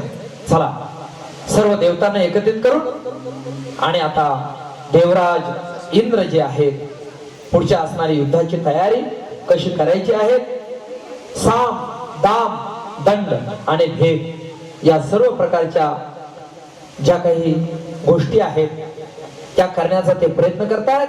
जेव्हा या ठिकाणी देवगुरु बृहस्पती येऊन स्थानापन्न झालेले आहेत, तेव्हा इंद्र देवगुरु बृहस्पतींना त्या ठिकाणी विचारतोय. इंद्राचं लक्ष नाही वाटत, देवगुरु बृहस्पतींना तो विचारतोय, महाराज आता आपल्याला महिषासुराबरोबर युद्ध करायचंय, कशा पद्धतीचा पवित्रा आपण या ठिकाणी घेतला पाहिजे. म्हणून इंद्राचं बोलणं त्या ठिकाणी ऐकलं आणि त्या ठिकाणी देवगुरु म्हणतायत काळजी करू नको, खंबीर पद्धतीने या ठिकाणी राहा. संकटाची चळवळ लागल्यानंतर धीर सोडता कामा नये. जय अगर पराजय हा दैवाच्या हाती आहेत आणि म्हणून बुद्धिमान पुरुषाने नेहमी धीराने वागलं पाहिजे. अशा पद्धतीचा विचार या ठिकाणी झालेला आहे. बृहस्पतीचा उपदेश ऐकल्यावर ते इंद्र म्हणाला की काही असले तरी मी युद्ध करणारच आणि प्रयत्न केल्याशिवाय राज्य मिळत नसतं. आणि म्हणून आता मात्र आपल्याला यासाठी भगवान शंकरजींचं साह्य त्या ठिकाणी घ्यायचंय. आणि म्हणून भगवान शंकरजी त्या दरबारामध्ये हे सर्वजण भगवान शंकरजीकडे त्या ठिकाणी जात आहेत. भगवान शंकरजींपुढे त्या ठिकाणी इंद्र आपला विचार मांडतोय. तुम्ही दोघांनी इकडे या, दोघ जण इकडे या, या बाजूला इकडे तोंड करून जा. भगवान शंकराबरोबर आणि या ठिकाणी इंद्र बातचीत करतोय. त्याच्यानंतर ते ब्रह्मदेवाकडे जात आहेत आणि ब्रह्मदेवाबरोबर त्या ठिकाणी बातचीत करतायत. त्याच्यानंतर महाविष्णूंकडे गेल्यानंतर महाविष्णूंची सुद्धा आणि त्या ठिकाणी आराधना सुरू केलेली आहे. 2 मिनिटं सर्वांनी खाली बसायचंय. सर्व देवदेवता एकत्रिमध्ये बसून आणि त्या ठिकाणी विचार विनिमय करतायत. या ठिकाणी भगवान शिवाची आणि महाविष्णूंची स्तुती करायची आहे. एक शिवभोळाचं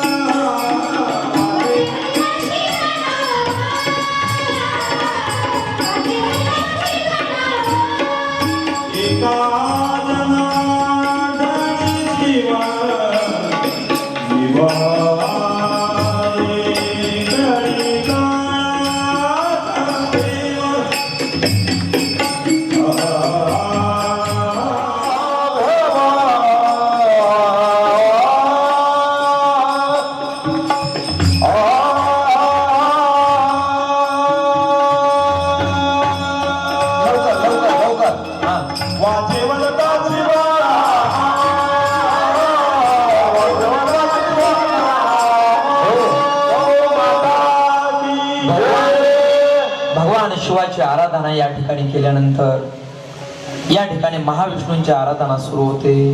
ओम शांताकारं भुजगशयनं पद्मनाभं सुरेशं विश्वाधारं गगनसदृशं मेघवर्णं शुभांगं लक्ष्मीकान्तं कमलनयनं योगिभिर्ध्यानगम्यं वन्दे विष्णुं भुवहरं सर्वलोकैकनाथं श्री अनन्ता मधुसूदना श्री अनन्ता मधुसूदना श्री पद्मनाभा नारायणा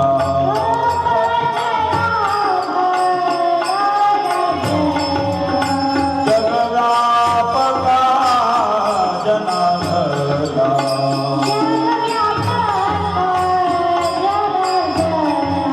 आनंद घना अविनाशा आनंद घना अविनाशा सकळ देवा हरिदेवा सकळ देवा हरिदेवा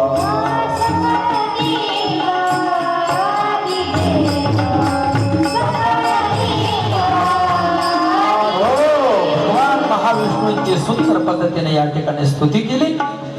आता महाविष्णूंनी सर्वांना त्या ठिकाणी अभयदान दिलं की कुठल्याही प्रकारे तुम्ही भिवू नका, आपण सर्व मिळून त्या ठिकाणी युद्ध करू आणि त्या राक्षसाला मारून टाकू. मग सर्व देव आपापल्या वाहनावरती आरूढ झालेले आहेत.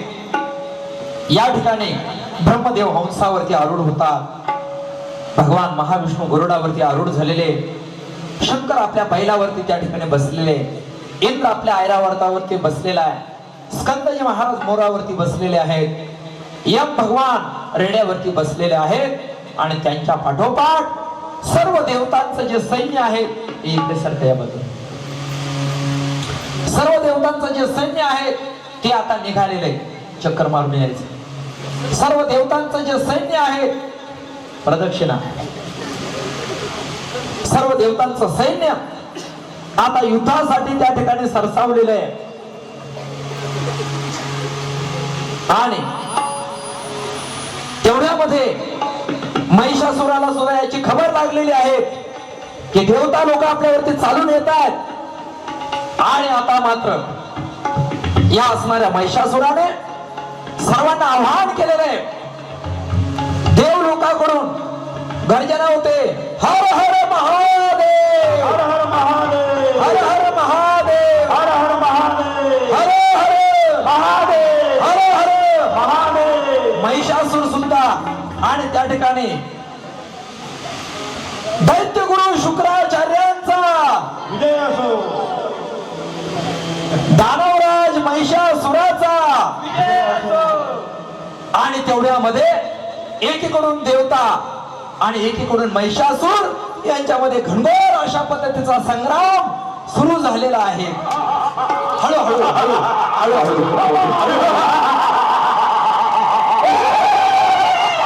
हळूहळू या ठिकाणी महाघोर हळू हळू हळू या ठिकाणी महाघोर आणि सुरू झालेला आहे. तेवढ्यामध्ये या ठिकाणी सेनापती ताम्र जो आहे तो बेशुद्ध पडलेला आहे. सेनापती ताम्र बेशुद्ध पडलेला आहे. त्या पाहिल्यानंतर आता मात्र महिषासूर आणि अतिशय क्रोधायमान झालेला आहे. या ठिकाणी महिषासुराने आपली असणारी शाबरी माया आणि तिचा प्रयोग त्या ठिकाणी सुरू केलेला आहे. त्या रेड्याचं जे शरीर त्याने सोडलेलं आहे, रेड्याचं शरीर पूर्ण सोडलं आणि त्याने एका सिंहाचं शरीर धारण केलेलं आहे. या ठिकाणी रेड्याचं शरीर तो सोडतोय, सिंह एवढ्या हळून येऊन नाही चालणार. बोल रे बाबा.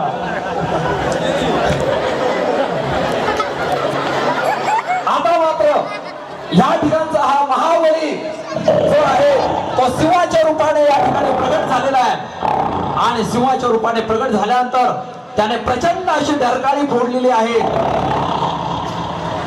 आता मात्र या ठिकाणी सिंहाचं रूप घेऊन आणि त्याने या सेनेवरती विशाल अशा पद्धतीचा हल्ला चढवलेला आहे. सिंह त्या ठिकाणी सर्वांवरती धावून जातोय. त्याने प्रथमतः गरुड जो आहे गरुडावरती त्या ठिकाणी आक्रमण केलेलं आहे. गरुडावरती बसून महाविष्णू आलेले आहेत आणि त्या महाविष्णू त्या ठिकाणी तो आपल्या असणाऱ्या हाताच्या पंजाने आणि घायाळ करण्याचा प्रयत्न करतोय. महाविष्णू पुढे श्रीहरीने रागाने आपलं सुदर्शन चक्र उचलून आणि ते त्या ठिकाणी त्या असणाऱ्या सिंहरूपी दैत्यावरती धावून गेलेले आहेत आणि श्री विष्णूवर त्याने त्या ठिकाणी वार केला. अशा पद्धतीने त्या ठिकाणी विष्णूने हे सर्व पाहिल्याच्या नंतर महापराक्रमी या दैत्याचा पराक्रम विष्णूने पाहिला आणि विष्णू त्या ठिकाणी घाबरले आणि विष्णू आपल्या वैकुंठाच्या दिशेनं त्या ठिकाणी पळालेले आहेत.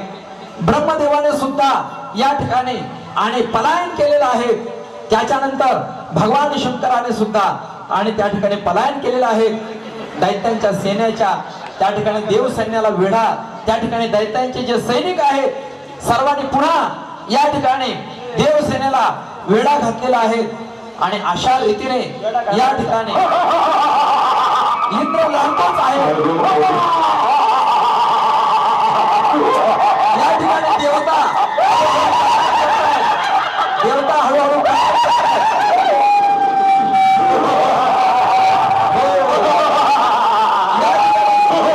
महिषासुराचा विजय झालेला आहे. चला सगळ्या देवता पळून गेलेल्या आहे आणि महिषासुराचा विजय झालेला आहे. सर्व दानव नाचू लागलेले आहेत आणि हळूहळू स्टेज मोडू नका. महिषासुर आपल्या स्थानावरती बसतो आहे आणि सर्व दानवांच्या सोबत या ठिकाणी महिषासुर जो आहे तो पुन्हा एकदा विचार विनिमय करतोय. हो,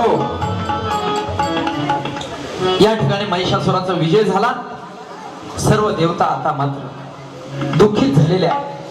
सर्व देवता गिरिकंद्रामध्ये आणि त्या महिषासुराच्या धाकाने लपलेले आहेत. आता मात्र महिष स्वर्गाचं राज्य त्या ठिकाणी ताब्यामध्ये घेतो. आता इकडे इंद्र जो आहे तो ब्रह्मदेव, महाविष्णू, त्याच्यानंतर असणारे भगवान शंकर या सर्वांकडे जाऊन आणि सर्वांना विचारतोय की आपण काय केलं पाहिजे. या असणाऱ्या दैत्यांचा जो काही राजा आहे महिषाने सर्व आपला असणारा स्वर्ग आणि त्या ठिकाणी आक्रांत केलेला आहे. आता मात्र काय करायचं. तेव्हा या ठिकाणी आता काहीतरी उपाय केलाच पाहिजे. तेव्हा शंकरजी आणि त्या ठिकाणी सांगतायत की हे बघा, आता आपल्याला याच्यातून जर बाहेर पडायचं असेल तर त्याच्यासाठी महाविष्णूशी चर्चा करावी लागेल. सर्व देव त्वरेने वैकुंठ लोकामध्ये जात आहेत. महाविष्णू वैकुंठ लोकामध्ये इथे महाविष्णू सारखं झोप तिथं. महाविष्णू वैकुंठामध्ये आपल्या असणाऱ्या शेषाच्या आणि त्या गादीवरती पोहोचलेले आहेत. सर्व देवता वैकुंठ लोकामध्ये सर्व देवता येत आहेत. वैकुंठ लोक सर्वांनी वैकुंठाच्या दिशेनं आणि आपला मोर्चा वळवलेला आहे. ज्यावेळेस ते वैकुंठ लोकामध्ये आल्याच्या नंतर महाविष्णूंना आणि त्या ठिकाणी विनंती करतायत. महाविष्णू त्या ठिकाणी सर्वांचं स्वागत करतायत. उठून सर्व देवता त्या ठिकाणी आलेले आहेत. महाविष्णूंना आसन द्या. सर्व देवता आणि महाविष्णूंची विनंती करतायत, हे देवादी देवा, तुम्हीच या सृष्टीचे पालन करते आहात. या सृष्टीचे निर्माते तुम्हीच आहात आणि विनाश करते सुद्धा तुम्हीच आहात. अशी देवाने सर्वांनी त्या ठिकाणी प्रार्थना केली. ब्रह्मदेवाच्या वरप्रसादामुळे महिष नावाचा जो असुर आहे तो आता अजिंक्य झालेला आहे. त्या दानवाच्या विनाशाचा आणि काहीतरी मार्ग या ठिकाणी शोधलाच पाहिजे. सर्वांचं म्हणणं महाविष्णूने ऐकलं. ते म्हणतात यापूर्वी मी असणाऱ्या त्या दानवाशी युद्ध करण्याचा प्रयत्न केला, परंतु काही एक उपाय उपयोग झाला नाही. आता जर सर्व देवांच्या आपापल्या शक्ती जर एकरूप होतील आणि त्यापासूनच एकच जर नारी उत्पन्न होईल तर तीच त्याला त्या ठिकाणी मारू शकते.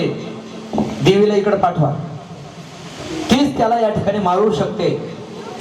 मुख्य स्टेजवर एकच आणि इतर देवता यांच्यामध्ये विचार विनिमय चाललेला आहे. बाकीच्या पण इकडे आणून ठेवा.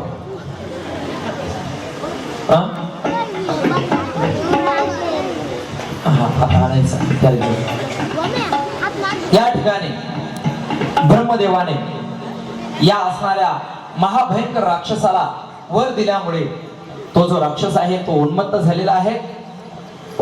आता त्याला संपवण्यासाठी आपल्याला निर्माण करायचे. असं म्हटल्यानंतर विष्णूचे शब्द संपले आणि तेवढ्यामध्ये ब्रह्मदेवाच्या मुखामधून एक अत्यंत असं उग्र तेज बाहेर पडलेले.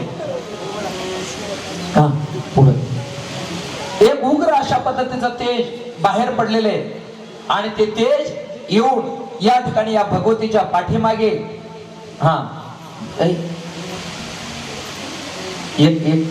एक देवीला पाठवा ना, पाठीमागे तिच्या कोण उभे. चला. एक उग्र तेज त्या ठिकाणी बाहेर पडलं आणि ते येऊन देवीमध्ये समाविष्ट झालेलं आहे. त्याच्यानंतर लगेच शंकराच्या शरीरामधून एक उग्र तेज बाहेर पडलं, ते सुद्धा येऊन आणि या ठिकाणी भगवतीमध्ये मिसळलेलं आहे. त्याच्यानंतर भराभर यम, अग्नी, वरुण, कुबेर यांच्या शरीरामधून सगळेच्या सगळे या बाकीच्या ऐकता मुली 9 मुली सरकपडे सरक. या सर्वांचं उग्र तेज उभ्या, या सर्वांचं उग्र तेज या ठिकाणी बाहेर पडलेलं आहे आणि ते सर्व तेज या असणाऱ्या महातेजामध्ये लांब करा महातेजामध्ये त्या ठिकाणी मिसळलेलं आहे. आणि या ठिकाणी 18 अशा हाताची महिषासुर मर्दिनी आज या ठिकाणी महिषासुराला संपवण्यासाठी प्रगटलेली आहे. या ठिकाणी आपल्याला जोगवा म्हणायचं. अनादि अनादि निर्गुण प्रगटली भवानी, अनादि निर्गुण प्रगटली भवानी. मोह महिषासुर मर्दनाला गुणी, मोह महिषासुर मर्दनाला गुणी. त्रिविध तापाची कराया धारणी, त्रिविध तापाची कराया धारणी. पुन्हा नामी तू बाबसी निर्वाणी, पुन्हा नामी तू बाबसी निर्वाणी. ऐका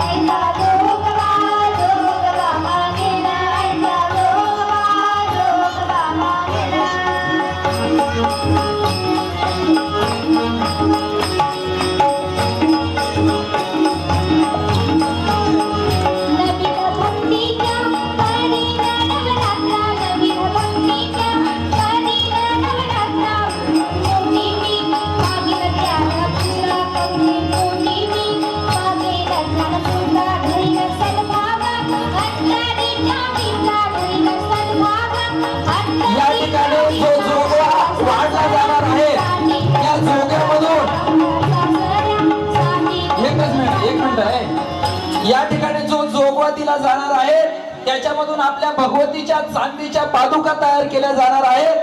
ज्याला ज्याला या ठिकाणी जोगवा वाढायचा असेल त्यांनी सरळ हाताने जोगवा वाढा. याच्यामधूनच आपल्या गौ मातेच्या पादुका त्या ठिकाणी चांदीच्या पादुका तयार केल्या जाणार आहेत. या ठिकाणी जोगवा मागण्यासाठी आमचा समाधान आणि इतर एक दोन मुलं त्या ठिकाणी येत आहेत, टोपली घेऊन येत आहेत. जागेवरती बसा, जागेवरती बसा, कोणी उठू नका, इथं गर्दी करू नका. गरुडाचे ते 2 सूप द्या, गरुडाचे 2 पंख सूप द्या त्याच्या जोगवा मागायला. या ठिकाणी याच असणाऱ्या पैशामधून आईच्या चरण पादुका चांदीच्या बनवल्या जाणार आहेत. गणेश भाऊ आपले जोशी यांनी आईच्या चरण पादुकेसाठी अर्धा किलो चांदी या ठिकाणी आपल्याला दिलेली आहे. या ठिकाणी अर्धा किलो चांदी देण्याचं कबूल गणेश भाऊंनी केलेलं आहे आणि इतर या पैशामधूनच आईच्या चरण पादुका होतील. सर्वांनी सरळ हाताने जागेवरती बसा, जागेवरती बसा.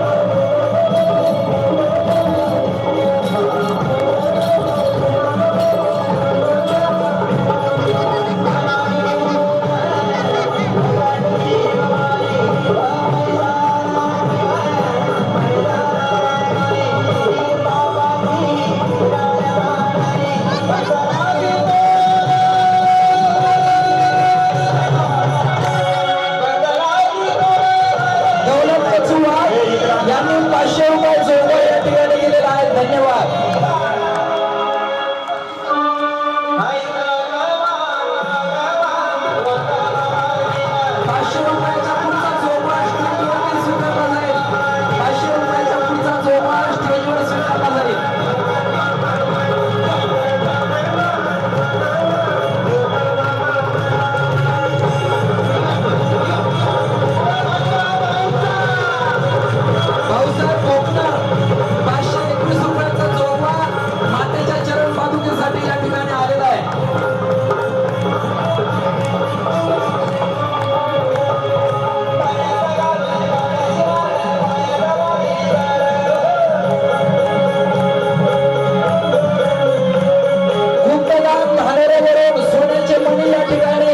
मातेच्या चरण पादुकेसाठी आलेले आहेत. धन्यवाद.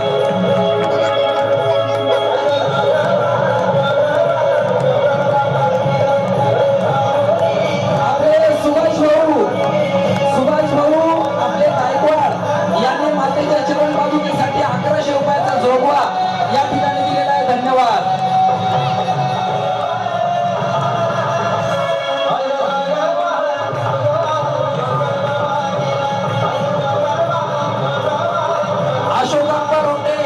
यांनी मातेच्या चरण पादुकेसाठी 1000 रुपयाचा जोगवा या ठिकाणी दिलेला आहे. धन्यवाद.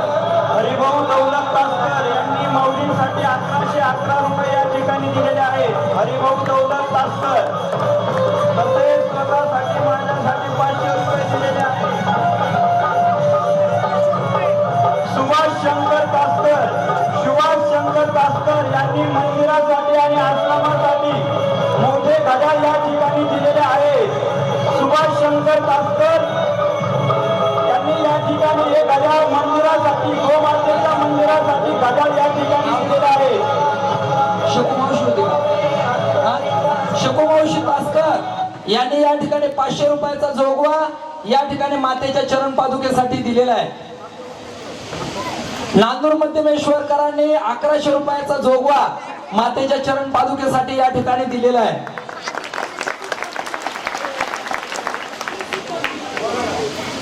सूप भरून जोगवा या ठिकाणी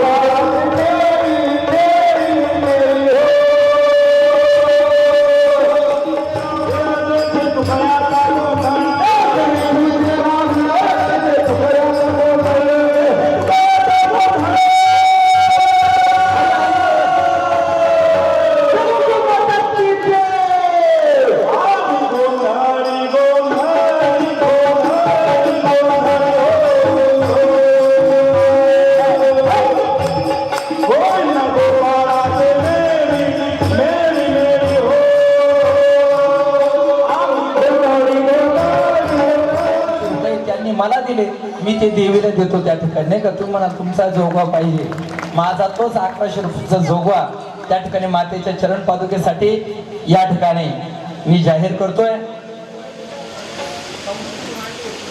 या ठिकाणी आपल्या असणाऱ्या गौमाता प्राचीन देवालय सेवा ट्रस्टने किती हजाराची साऊंड सिस्टीम?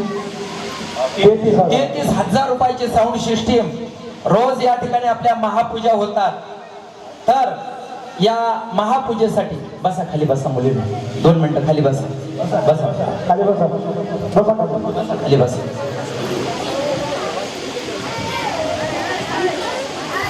या ठिकाणी आपल्या गौमाता प्राचीन देवालय सेवा ट्रस्टने जवळपास आपलं मंदिर 60 लाख रुपयाचं मंदिर या ठिकाणी झालेलं आहे. 7 लाख रुपयाची जवळपास त्या ठिकाणी खर्चासह 7.5 लाख रुपयाची मूर्ती पंचधातूची या ठिकाणी उभारली गेलेली आहे. शनेश्वर महाराज आणि ज्ञानेश्वर महाराज यांच्या असणाऱ्या 75,000 रुपयाच्या मूर्त्या सन्माननीय श्री जयानंद पोद्दार साहेब मुंबईकर यांनी या ठिकाणी जवळपास 75,000च्या दोन्ही मूर्त्या आपले सासू सासरे आणि आई वडिलांच्या प्रित्यर्थ मंदिराला दान केलेले आहे. त्याच्यानंतर पोद्दार साहेबांनी जवळपास 2.5 लाखाचा इतरही निधी आपल्या मंदिराला या ठिकाणी दिलेला आहे. सन्माननीय श्री पांडुरंग काका भंडारे आणि मीनाताई भंडारे यांनी सुद्धा या ठिकाणी 1.25 लाख रुपयाचा निधी, वैयक्तिक 1 तोळा सोनं आणि 1.25 लाख रुपयाचा निधी एकत्रित करून सर्व या ठिकाणी 1.25 लाख रुपयाचा निधी त्यांनी या ठिकाणी दिलेला आहे. आपल्या गावामध्ये जानकीदास बाबा रघुवरदास सेवा ट्रस्ट यांच्या विद्यमाने या कार्यक्रमासाठी 3 लाख रुपयाचा निधी या मंडळाने आपल्याला या ठिकाणी दिलेला आहे. काकासाहेब डॉक्टर यांनी सुद्धा या ठिकाणी 51,000 रुपयाचा जो निधी आहे तो आपल्याला अन्नदानासाठी विशेषत्वाने या ठिकाणी दिलेला आहे. आमचे कोंडाजी नाना गायकवाड यांनी सुद्धा मन मोठं करून जवळपास 51,000 रुपये त्या ठिकाणी 108 प्रकारचे पदार्थ वारकऱ्यांना त्या ठिकाणी खाऊ घातले आणि जवळजवळ 51 वारकऱ्यांना धोतर, शर्ट, टोपी आणि टॉवेल उपरणं ही सर्व सेवा आमच्या कोंडाजी नानांनी त्या ठिकाणी स्वीकृत केलेली आहेत, दिलेली आहेत. त्यांना या ठिकाणी धन्यवाद.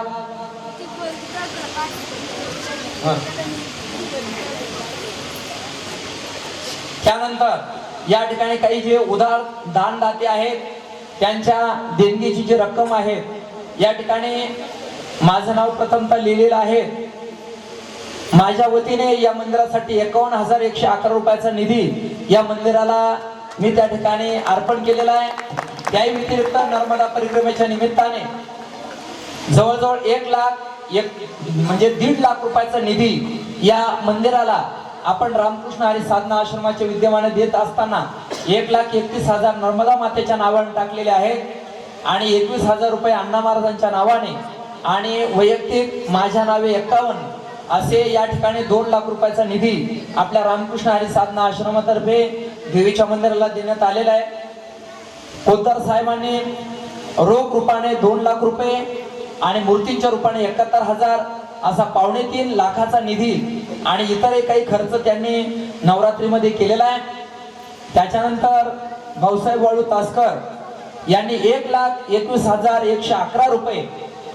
त्याच्यानंतर रंगनाथ दौलत तासकर 1,11,111 रुपये. बाबुराव जयराम रोटे यांनी 1,11,111 रुपये. बाळासाहेब रामनाथ तासकर 1,11,11 रुपये.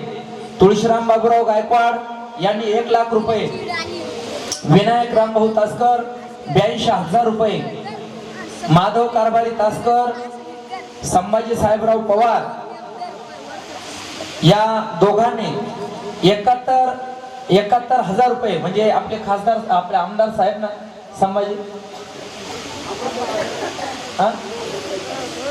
हा संभाजी साहेबराव पवार त्यांची तिथे 71,000 आहे का? हा, त्यांनी 71,000 रुपयाचा निधी या ठिकाणी दिलेला आहे. मान्य खासदार रक्षाताई निखिल खडसे मुक्ताईनगर 63,000 रुपये. कोंडाजी बाबूराव गायकवाड 61,111. विठोबा सकाम रकीबे स्मरणार्थ 61,000. मीनाताई पांडुरंग भंडारे ग्रुप हा त्यांचा स्वतंत्र निधी आहे. ग्रुपचा 53,000 रुपये. आर्किटेक्ट मान्य अमृताताई वसंतराव पवार 51,000 रुपये. एकनाथ पुंजारोटे 51,000 रुपये. बबनराव किरूळ गायकवाड 51,000 रुपये, विलास संपत गायकवाड 51,000 रुपये, दामोदर संपतराव खडांगळे 51,000 रुपये, श्री राजाराम दगू तासकर 51,000 रुपये, डॉक्टर काकासाहेब मारुती तासकर 51,000 रुपये आणि 50 गुणी सिमेंट, उत्तम खंडू तासकर वाळूचं योगदान, पांडुरंग शंकर भंडारे ठाणे 31,000 रुपये, नामदेव महाराज अनासे नांदूर मधमेश्वर 5,000, सोमेश्वर महाराज खानगाव थडी 5,000 रुपये, जिजाबाई तुकाराम पोटे 5,100 रुपये, दर्शन अंबादास रोटे स्मरणार्थ हे आपले 51,000 रुपये, जिजाबाई तुकाराम पोटे 51,000, दर्शन अंबादास रोटे स्मरणार्थ 51,000 एवढ्या पद्धतीचा निधी या दानदात्यांनी या ठिकाणी दिलेला आहे. एखाद्याचं नाव चुकून राहिलं असेल कदाचित तर या ठिकाणी मी दिलगिरी व्यक्त करतो. अजून आपल्याकडे वेळ आहे. उद्या सुद्धा कीर्तन फक्त अर्धाच तास मी करणार आहे. सर्व दानदात्यांना या ठिकाणी आपण उद्या गौमातेचा काही ना काही प्रसाद रूपाने फोटो म्हणजे विशिष्ट पद्धतीची ज्यांनी रक्कम दिलेली आहेत त्यांना उद्या गौमातेचा प्रसाद मिळणार आहे. कोणाचं नाव जर राहिलं असेल तर कृपा करून अंतकरणामध्ये खेद करू नका. गुपचूप येऊन या ठिकाणी आमच्या जवळ ते सांगा की आम्ही सुद्धा किमान या ठिकाणी 31,000 रुपयाच्या निधीमध्ये आम्ही समाविष्ट आहोत असं नाव त्यांनी द्यायला काही हरकत नाही. या कार्यक्रमामध्ये काही लोकांनी जे काही विशेष योगदान दिलं त्याच्यामध्ये आमच्या अर्जुन भाऊ खडांगळे 10 तेलाचे डब्बे त्यांनी या ठिकाणी दिलेले. त्याच्यानंतर आमचे असणारे निवृत्ती दादा काय नाव त्यांचं चव्हाणके यांनी सुद्धा फार मोठ्या प्रमाणामध्ये साखर तिचं योगदान मला वाटतं 4 क्विंटल साखर त्यांनी सुद्धा विशेषत्वाने या ठिकाणी दिलेले आहे. अजून कोणाचं काय योगदान आहे तर विशेष ठीक आहे असो. या ठिकाणी सर्व दानदात्यांना मी कोटी कोटी या ठिकाणी धन्यवाद देतो आहे. अजूनही कोणाचे नावं राहिले असतील या सप्ताहामध्ये वैयक्तिक साधारणतः 21,000च्या पुढे सप्ताहामध्ये आपला कार्यक्रम सोडून ज्यांनी 21,000चं योगदान दिलं असेल त्यांचा सुद्धा उद्या सत्कार करण्यात येईल. याची नोंद या ठिकाणी सर्वांनी घ्यायची आहे. उद्या सकाळी काल्याचं सुभाष शंकर तासकर यांनी 1100 चरण पादुकेसाठी सुभाष शंकर तासकर यांनी 1100 रुपये आणि रामकृष्ण हरी साधना आश्रम आणि देवी मंदिरासाठी एक घड्याळ या ठिकाणी दिलेला आहे. त्यांना मी या ठिकाणी कोटी कोटी धन्यवाद देतो. पुढचा कार्यक्रम 5 मिनिटांमध्ये या ठिकाणी भगवतीचं चिंतन होईल आणि आपण पुढचा कार्यक्रम या ठिकाणी डायरेक्टच आपल्याला आता महिषासुराचं मर्दन करायचंय आणि आजची सेवा आपल्याला या ठिकाणी समाप्त करायची आहे. त्यापूर्वी या ठिकाणी सुंदर अशा पद्धतीनं या ठिकाणी भगवतीचा एक अभंग गातायत आमचे गजानन महाराज खेटे स्वर्ग मृत्यू पाताळ किंवा दुसरा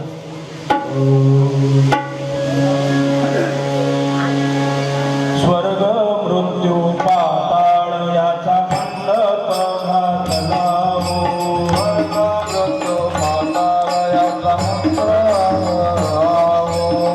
चारी वेदाचा फुलवरा बांधिला हो.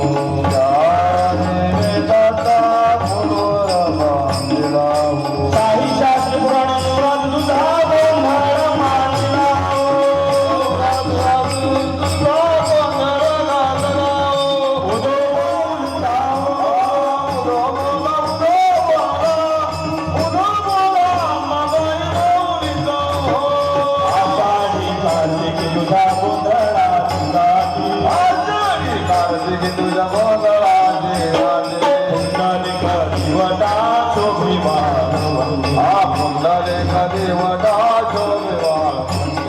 एका जनार्दनी अम्मा उभी कर ठेवून या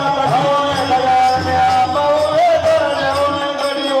एका जनार्दनी अम्मा उभी कर ठेवून या कडी. उदो बोला, उदो बोला, उदो बोला, उदो बोला, उदो बोला, उदो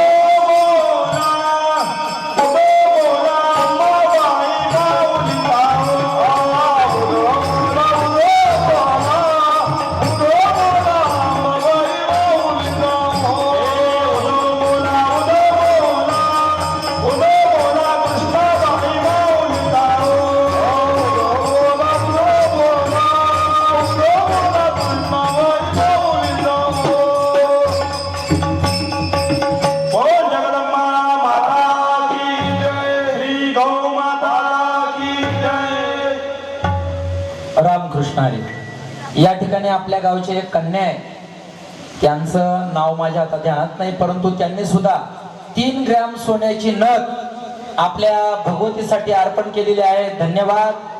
त्याच्यानंतर आमच्या प्रमिलाताई गायकवाड यांनी सुद्धा देवीच्या अंगावरती काल सकाळी एक नथ घालण्यासाठी माझ्याकडे दिलेली, ती नथ आपण देवीच्या अंगावरती त्या ठिकाणी घातलेली. इतरही बऱ्याच जणांनी, मला वाटतं आपले अंकुश भाऊ तासकर यांच्या धर्मपत्नी, त्यांनी सुद्धा त्या दिवशी 5 ग्रॅम सोनं, अर्धा तोळं सोनं, बरोबर आहे ना मी बोलतो ते? अंकुश भाऊ तासकर का? हा, त्यांच्या धर्मपत्नी अर्थात अंकुश रघुनाथ तासकर, रघुनाथ दादाचे चिरंजीव, यांनी या ठिकाणी आपल्या मंदिरासाठी अर्धा तोळा अर्थात 5 ग्रॅम सोनं या ठिकाणी दिलेलं आहे. सर्व उदार. भारतीताई पवार यांनी सुद्धा 11,000 रुपयाचा निधी या ठिकाणी आपल्या या कार्यक्रमासाठी दिलेला आहे.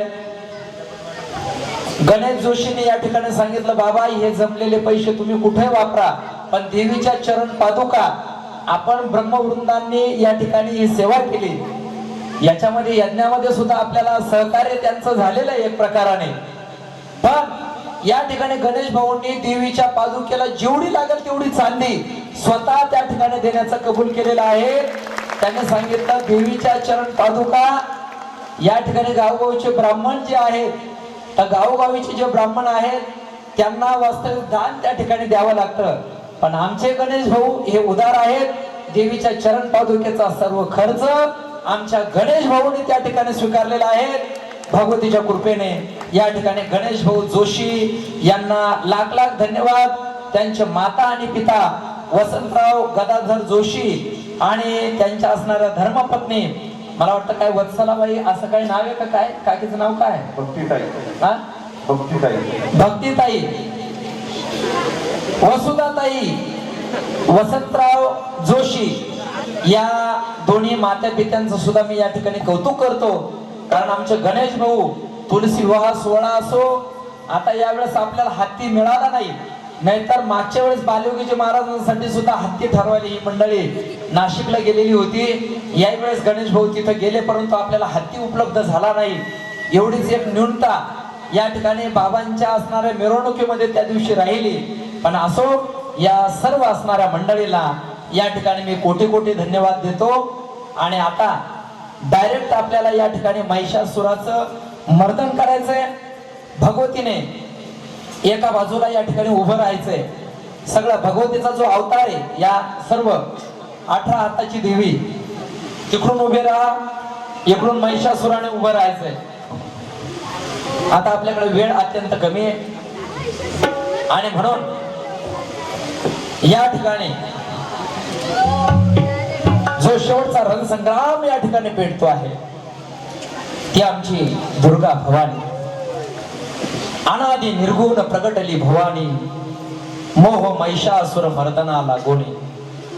त्रिविध तापाची कराया झाडणी, भक्ता लागी तो पावसी निर्वाणी. आईचा जोगवा मागे. हा मोहरूपी महिषासूर, हा त्रिविध ताप रूपी महिषासूर, हा काम क्रोध रूपी महिषासूर या जगताला सर्व त्रस्त करतोय. आणि अशा कालखंडामध्ये जोपर्यंत मानवी जीवनामध्ये पंच कर्मेंद्रिय आणि पंच ज्ञानेंद्रिय असे जे असणारे 11 इंद्रिय यांच्याद्वारे जीव विषयाचं सेवन करत असतो, जोपर्यंत पंच कर्मेंद्रिय पंच ज्ञानेंद्रिय यांच्यावर विजय मिळून आणि 11व्या मनावरती विजय मिळून जोपर्यंत मनुष्य आपल्या असणाऱ्या आत्मस्थितीपर्यंत पोहोचत नाही, तोपर्यंत त्याच्या जीवनामध्ये दसरा होत नाही आणि तोपर्यंत त्याच्या जीवनामध्ये ज्ञानाची दिवाळी होत नाही. आणि म्हणून हा मोहरूपी महिषासूर अगदी सरसर करतोय त्या ठिकाणी, अगदी मदोन्मत्त झालेला आहे. आणि अशा असणाऱ्या मदोन्मत्त महिषासुराला मारण्यासाठी आमची असणारी 18 हाताची जी देवी आहे ती आता पुढे सरसावलेली आहे. आणि आता तिने तिचं आणि महिषासुराचं या ठिकाणी युद्ध होतंय, घनघोर युद्ध होतंय त्या ठिकाणी.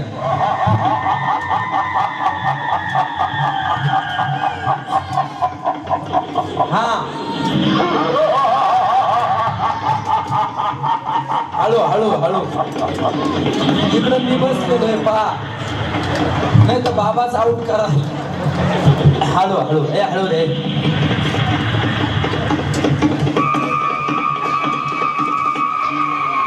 सिंह कुठे गेला सिंह देवीचा सिंह कुठे पैसे जमा करतोय होय सिंह इथे कोणी